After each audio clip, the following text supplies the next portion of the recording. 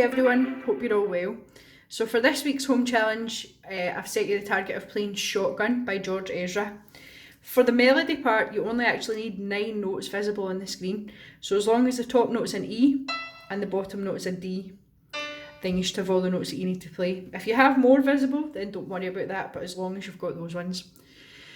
Now, I'm going to demonstrate today along with the backing track. It's got a 4-bar introduction and I'll give you a count in before you're meant to start. Here we go.